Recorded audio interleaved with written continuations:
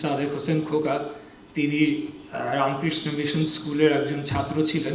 এখানেই তিনি বেড়ে উঠেছেন এবং আমারও বেড়ে ওঠা এই এলাকাতেই।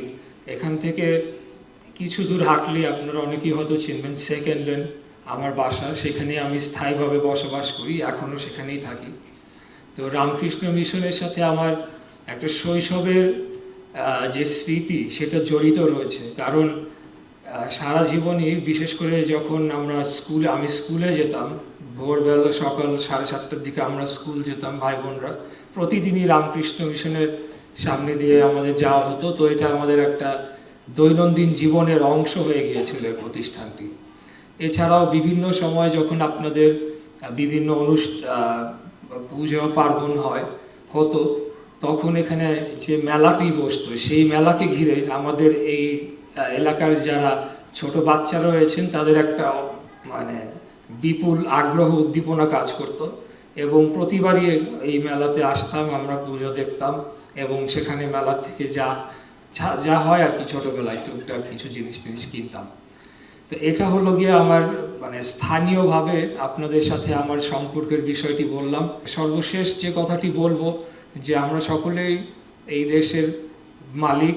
আমি যতটুকু মালিক, আপনারা ইন্ডিভিজুয়ালি সকলে প্রত্যেকেই এখানে সমানভাবে আপনারা এই দেশের মালিক। অতএব আপনারা, এটা অস্বাভাবিক না যে আমরা বিগত 1.5 বছরে কিছু এমন শক্তির উত্থান দেখেছি যেগুলো আসলে আমরা মনে করি যে তারা উদারপন্থী গণতান্ত্রিক রাজনীতিতে বিশ্বাস করে না এবং হয়তোবা তারা অন্যের উপর তাদের নিজস্ব মতামত চাপিয়ে দেওয়ার মতো একটা মনোভাব পোষণ করে। তো যাই হোক,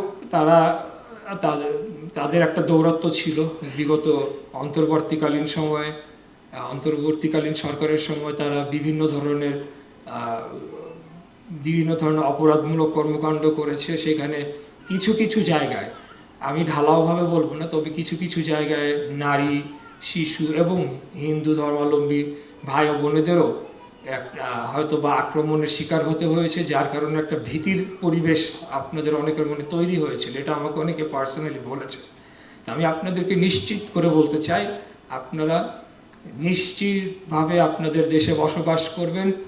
আপনাদের কোনো এখানে নিরাপত্তার কোনো ঘাটতি হবে না, কোনো সমস্যা হবে না। আমরা এখন একটা নির্বাচিত সরকার, রাষ্ট্র পরিচালনার দায়িত্বে এসেছি। আমরা কঠোর হস্তে যে কোনো দুষ্কৃতিকারী বা যে কোনো আপনাদের উপরে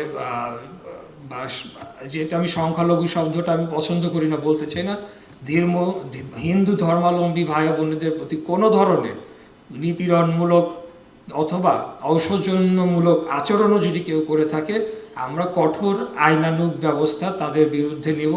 আপনারা নিশ্চিতভাবে